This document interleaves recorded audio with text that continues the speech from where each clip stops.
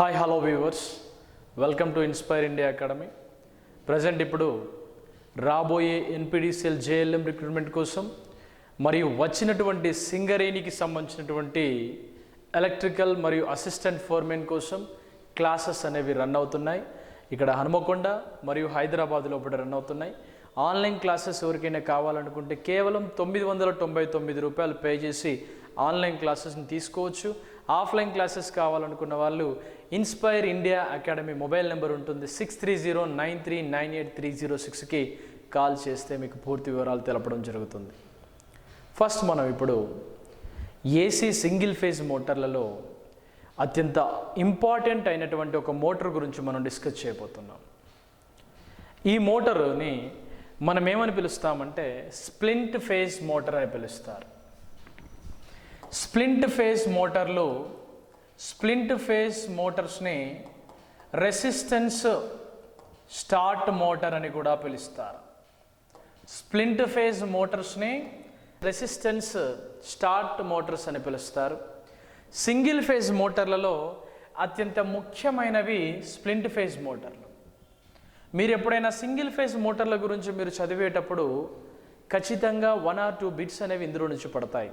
అయితే universal మోటారా, shaded pole మోటారా, repulsion మోటారా, లేకపోతే మనకి ఉన్నటువంటి ఈ సింక్రోనస్ టైప్ ఆఫ్ మోటార్స్ కావచ్చు, వీటి మీద క్వశ్చన్ని చాలా జాగ్రత్తగా చేయవలసి ఉంటుంది.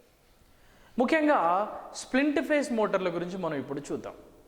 దీనిలో గ్రాఫ్స్ కానీ మనకు ఫార్వర్డ్ అండ్ బ్యాక్వర్డ్ సంబంధించినటువంటి ఫ్రీక్వెన్సీ మార్పులు కానీ, rotor frequency, stator frequency problems కానీ, లేదా రోటర్ యొక్క అవుట్పుట్, రోటర్ యొక్క ఇన్పుట్కు సంబంధించినటువంటి ప్రిన్సిపల్స్ కానీ ఖచ్చితంగా మనం చదువుకోవాలి. కాబట్టి దీని మీద మనం ఫోకస్ చేయవలసి ఉంటుంది. ముఖ్యమైనటువంటి అంశాలు మనం చూద్దాం. దీనిలో మనం చూస్తే స్ప్లింట్ ఫేజ్ మోటార్ని రెసిస్టెన్స్ స్టార్ట్ మోటార్ అని కూడా పిలుస్తారు. దీని లోపల మెయిన్ వైండింగ్ ఉంటుంది, as well as running winding ఉంటుంది. మెయిన్ వైండింగ్ని ఏమని పిలుస్తారు? రన్నింగ్ వైండింగ్ అని పిలుస్తారు. మరొకటి స్టార్టింగ్ వైండింగ్ ఉంటుంది.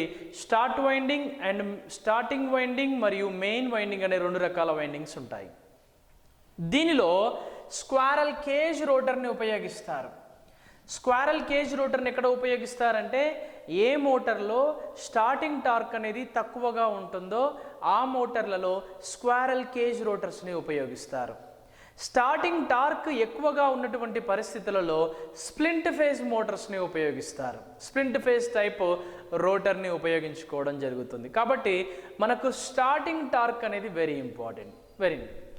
నెక్స్ట్ దీని లోపల ఒక సెంట్రిఫ్యూగల్ స్విచ్ ఉంటుంది. బాగా వినండి. సెంట్రిఫ్యూగల్ స్విచ్ అనేది 2 రకాలుగా యాక్ట్ చేస్తుంది. ఒకటి క్లోజ్డ్ అండ్ ఒకటి ఓపెన్. ఓపెన్ అంటే వేరైపోయినట్టుగా ఉంటుంది, క్లోజ్డ్ అంటే కలిసి ఉంటుంది. అంటే ఇది చేసేటువంటి నేచర్ కలిసి ఉంటే క్లోజ్డ్, ఓపెన్ అయితే ఓపెన్ అని పిలుస్తారు దూరంగా ఉంటే. కాబట్టి దీని మీద కూడా మనం ఇంకొక బిట్స్ కూడా డిస్కస్ చేయడం జరుగుతుంది. కాబట్టి కలవడం అంటే ఇలా, ఓపెన్ అంటే ఇలా.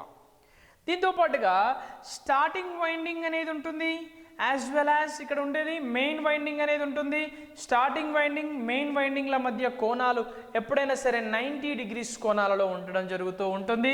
దీనిలో సెంట్రిఫ్యూగల్ స్విచ్ అనేది చాలా ముఖ్యమైనటువంటి పాత్రను పోషిస్తుంది. స్ప్లింట్ ఫేజ్ మోటార్స్ యొక్క ప్రధానమైనటువంటి సింబల్ని కనుక మనం పరిశీలించినట్లయితే మోటార్ ఇలా ఉండి ఇది T1 అండ్ T2 అనేటువంటి టర్మినల్స్ని కలిగి ఉంటుంది. ఈ మోటార్స్నే స్ప్లింట్ ఫేజ్ మోటార్స్ అంటారు. ముఖ్యంగా చూద్దాం. ముందుగా స్ప్లింట్ ఫేజ్ మోటార్ల గురించి చూద్దాం.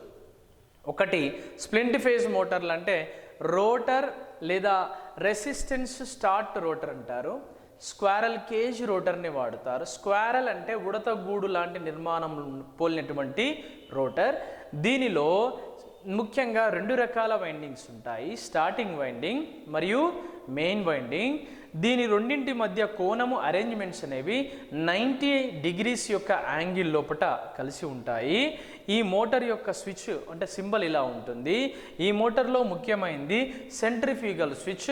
ఇది గనక కలిసి ఉంటే స్టార్ట్ అయినట్టు, ఇది గనక ఓపెన్ అయితే రన్ అయినట్లు. ఈ 2 అంశాలు గ్రహించండి. ఇప్పుడు మనం టాపిక్లోకి వెళ్దాం. First centrifugal switch. సెంట్రిఫ్యూగల్ స్విచ్కు బదులుగా మనం ముందుగా చూస్తే స్ప్లింట్ ఫేస్ మోటార్స్లో ముఖ్యమైనది యాక్సిలరీ వైండింగ్ అండి. ఈ యాక్సిలరీ వైండింగ్ని మనం ఏమని పిలుస్తామండి అంటే స్టార్టింగ్ వైండింగ్ అని పిలుస్తారు. Auxiliary winding and also common name it is starting winding అండి. స్టార్టింగ్ వైండింగ్ అనేది స్టార్టింగ్ టార్క్ని డెవలప్ చేస్తుంది, producers the starting torque. Starting టార్క్ని ప్రొడ్యూస్ చేస్తుంది. దీనిలో ముఖ్యంగా auxiliary winding or starting winding యొక్క మెయిన్ బిహేవియర్ ఏంటి అని అడుగుతాడు, బాగా వినండి. ఇది ప్రధానంగా హై రెసిస్టెన్స్ని లో ఇండక్టెన్స్ని కలిగి ఉంటుంది. మంచి పాయింట్ ఇది. The resistance value is very high, low inductance value. That winding it is auxiliary winding or starting winding. Starting winding లో లేదా ఆక్సిలరీ వైండింగ్ లో రెసిస్టెన్స్ అధిక నిరోధాన్ని కలిగి ఉంటుంది లేదా హై రెసిస్టెన్స్ లో ఇండక్టెన్స్ వాల్యూని కలిగి ఉంటుంది. యాజ్ వెల్ యాజ్ మెయిన్ వైండింగ్ని మనం పరిశీలించినట్లయితే మెయిన్ వైండింగ్లో ప్రధానంగా మనకు కనిపించేది లో రెసిస్టెన్స్ ఉంటుంది, హై ఇండక్టెన్స్ అనేది ఉంటుంది. లో రెసిస్టెన్స్ హై ఇండక్టెన్స్ వాల్యూ అనేది మెయిన్ వైండింగ్ యొక్క ప్రత్యేకత. ఈ మెయిన్ వైండింగ్కి మనం పెట్టుకున్న పేరు రన్నింగ్ వైండింగ్ అని పిలుస్తారండి. దీన్ని ఏంటండి రన్నింగ్ వైండింగ్ అని పిలుస్తారు. రన్నింగ్ వైండింగ్ మరియు స్టార్టింగ్ వైండింగ్ల మధ్య కోణాలు అమరి ఉండేటప్పుడు ఎలా ఉంటాయంటే 90 degrees కోణాలలో ఉండడం జరుగుతుంది, ఇంతకుముందు మనం చూసినట్టుగా. దాంతోపాటుగా మెయిన్ వైండింగ్ యొక్క కరెంట్ స్టార్టింగ్ వైండింగ్ యొక్క కరెంట్ల యొక్క యాంగిల్స్ మనం చూసినట్లయితే 30 degrees కోణాల లోపల మనకు కనిపిస్తూ ఉంటాయి.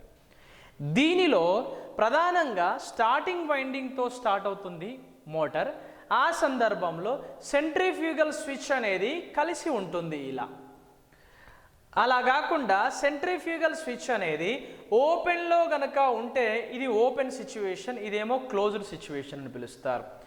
ఇలా సెంట్రిఫ్యూగల్ స్విచ్ కనుక కలిసి ఉన్నట్లయితే ఈ స్థితిని పర్టికులర్గా మనం అబ్జర్వేషన్ చేసినప్పుడు మోటార్ అనేది స్టార్టింగ్ వైండింగ్ మీద ఉన్నట్లు లెక్క. ఒకవేళ ఆ మోటార్ అనేది after the open the centrifugal switch open చేసిన తర్వాత ఆ ఓపెన్ అయిన తర్వాత దాని పరిస్థితి ఎలా ఉంటుందంటే అది మెయిన్ వైండింగ్ మీద పనిచేస్తున్నట్లు లెక్క. రెండోది స్టార్టింగ్లో వచ్చినటువంటి టార్క్ని స్టార్టింగ్ టార్క్ అంటారండి. స్టార్టింగ్లో వచ్చిన దాన్ని స్టార్టింగ్ టార్క్ అంటారు. రన్నింగ్లో వచ్చిన దాన్ని రన్నింగ్ టార్క్ అని పిలుస్తారు. స్టార్టింగ్ టార్క్ని రన్నింగ్ టార్క్తో పోలిస్తే రన్నింగ్ టార్క్ కన్నా స్టార్టింగ్ టార్క్ అనేది 1.5 to 2 times అనేది ఎక్కువగా ఉంటుంది. ఇది వెరీ ఇంపార్టెంట్ బిట్. 1.5 నుంచి 2 రెట్లు ఎక్కువగా ఉంటుంది. డ్రిల్లింగ్ మిషన్స్, వాషింగ్ మిషన్స్ ఇవి పర్టికులర్గా స్ప్లింట్ ఫేస్ మోటార్స్ని ఉపయోగిస్తారు. ఈ స్ప్లింట్ ఫేస్ మోటార్లు 2 రకాల వైండింగ్స్ని కలిగి ఉంటాయి. ఒక వైండింగ్ మరొక వైండింగ్తో 90 degrees ఆఫ్ యాంగిల్ చేస్తుంది. దీనిలో స్క్వారల్ కేజ్ రోటర్ను ఉపయోగిస్తారు. దీనిలో స్టార్టింగ్ టార్క్ తక్కువగా ఉంటుంది. దీని పుల్ లోడ్ టార్క్తో పోలిస్తే స్టార్టింగ్ టార్క్ నో లోడ్ సిచ్యువేషన్లో 1.5 to 2 times అనేది ఎక్కువగా ఉంటుంది. ఈ రకమైనటువంటి రోటర్లో ముఖ్యంగా దీని లోపల స్క్వారల్ గేజ్ రోటర్ను ఉపయోగిస్తారు. దానితో పాటుగా స్టార్టింగ్ వైండింగ్ను ఉపయోగిస్తారు. దానికి మరి ఒక పేరు యాక్సిలరీ వైండింగ్. ఈ యాక్సిలరీ వైండింగ్ స్టార్టింగ్ వైండింగ్ అనేది ముఖ్యంగా హై రెసిస్టెన్స్ని లో ఇండక్టెన్స్ని కలిగి ఉంటుంది. లో రెసిస్టెన్స్ని హై ఇండక్టెన్స్ని కలిగి ఉండే వైండింగ్ని మెయిన్ వైండింగ్ అంటారు. ఎప్పుడైతే రోటర్ యొక్క స్పీడు 75%కి వస్తుందో, రోటర్ యొక్క స్పీడ్ 75%కి వచ్చే వరకు సెంట్రిఫ్యూగల్ స్విచ్ క్లోజ్గానే ఉంటుంది.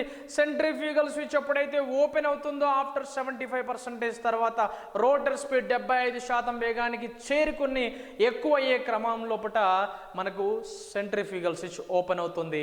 అప్పుడు మనకి రన్నింగ్ వైండింగ్ మీద రోటర్ అనేది పనిచేయడం జరుగుతుంది. ఇది ప్రధానమైనటువంటి మోటార్. దీనినే స్ప్లింట్ ఫేజ్ మోటార్ అని పిలుస్తారు.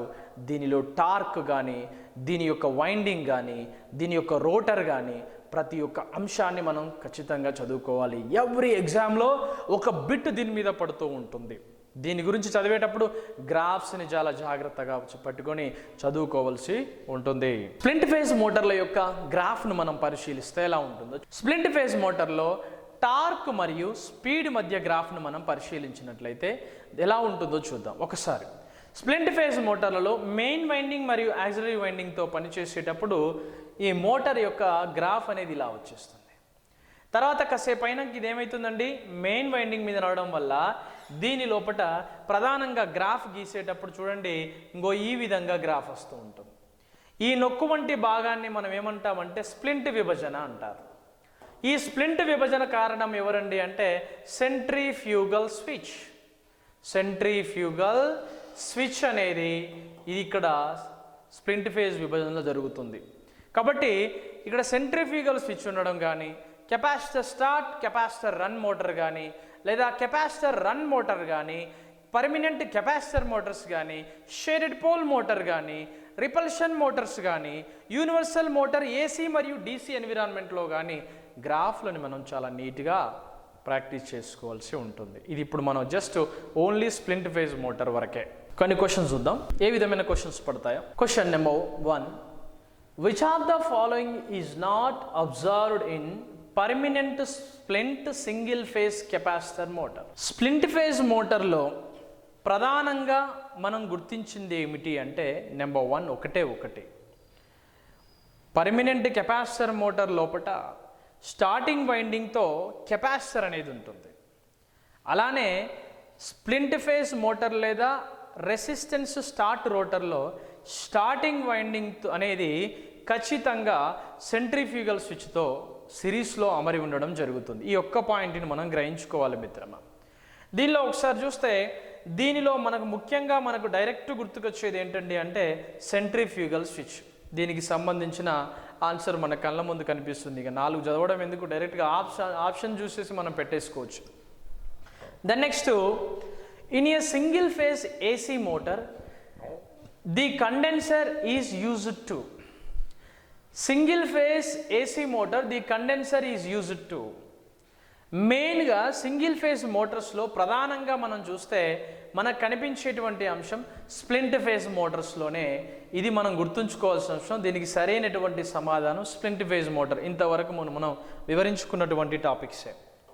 The next question, consider the following statements regarding the split phase induction motor. చాలా ఇంపార్టెంట్, గుర్తుపెట్టుకోండి. ఇప్పుడు మీరు ఏది ఆప్షన్ సరి అయిందో ఒకసారి చూసుకోండి ఒకసారి. Number 1, current in the main winding lags behind the supply voltage approximately by 90 degrees. ఇది మనం గుర్తుంచుకోవాల్సిన అంశం. దీనిలో 90 degrees అనే ఆప్షన్ అనేది starting winding and main winding మధ్య మనకు వచ్చినటువంటి అంశమే. The next, splint phase motor is also known as resistance start motor. అంతే కదా, ఇది కూడా సరి అయినటువంటి సమాధానమే. రిగార్డింగ్ ద ట్రూ స్టేట్మెంట్ ఏంటి? Main winding has high resistance. తప్పు. మెయిన్ వైండింగ్ అనేది లో రెసిస్టెన్స్ హై ఇండక్టెన్స్ని కలిగి ఉంటుంది. కాబట్టి ఈ ఆప్షన్ జోలికి మనం చదవాల్సిన అవసరమే లేదు ఇక్కడ. The current is the starting winding is lags the respect to the current of the main winding. ఇది ముమ్మాటికి తప్పైనటువంటి అంశమే. ఇందులో సరి అయినటువంటి ఆప్షన్స్ కేవలం 1 and 2 మాత్రమే. ఇందులో సరి అయింది ఏంటి అంటే option C is the right answer. 1 మరియు 2 మాత్రమే సరి అయినటువంటి సమాధానాలండి. ద నెక్స్ట్ మనం ఒకసారి చూస్తే in splint phase induction motor the 2 starter windings. Starter windings ఎన్ని ఉంటాయి? 2 రకాలు ఉంటాయి. స్ప్లింట్ ఫేజ్ మోటార్లో స్టార్టర్ వైండింగ్స్ 2 రకాలుగా ఉంటాయి. ఒకటి స్టార్టింగ్ వైండింగ్, దానికి మరొక పేరు యాక్సిలరీ వైండింగ్. రెండవది రన్నింగ్ వైండింగ్ లేదా దానికి మెయిన్ వైండింగ్ అని పిలుస్తారు. రెండింటి మధ్య ఉండేటువంటి అంశాన్ని అడుగుతున్నాడు. The R/XL ratio value equal అన్నాడు. ఎట్టి పరిస్థితుల్లో ఈక్వల్గా ఉండదు. రెసిస్టెన్స్ ఎక్కువగా ఉంటే ఇండక్టెన్స్లో మార్పులు వస్తూ ఉన్నాయి. Next, draw only the in phase current. ఇది కూడా తప్పే. Or mutually displacement by 90 degrees of electrical. అవును, 90 degrees ఎలక్ట్రికల్ కోణముతో 2 కూడా అమరి ఉండడం జరిగింది. ఇలా number of classes and videos, దాని ఎక్స్ప్లెనేషన్ యాప్లో ఉంటాయి. మీరు రండి, ఆఫ్లైన్లో దుమ్మేద్దాం.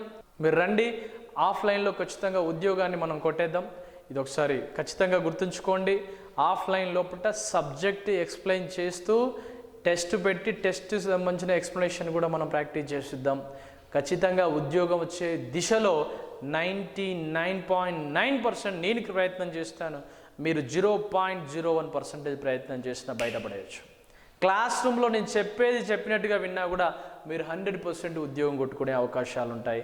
కాబట్టి టెక్నికల్, నాన్ టెక్నికల్ రెండింటిని కలిపి చదివి ఉద్యోగాన్ని సాధించాలనుకునేటువంటి యాస్పిరెంట్స్ ఎవరైతే ఉన్నారో ఈ కొద్ది రోజులు మీ యొక్క సమయాన్ని కేటాయిస్తే 100% మనం సక్సెస్ కావచ్చు. Wish you all the best and good luck.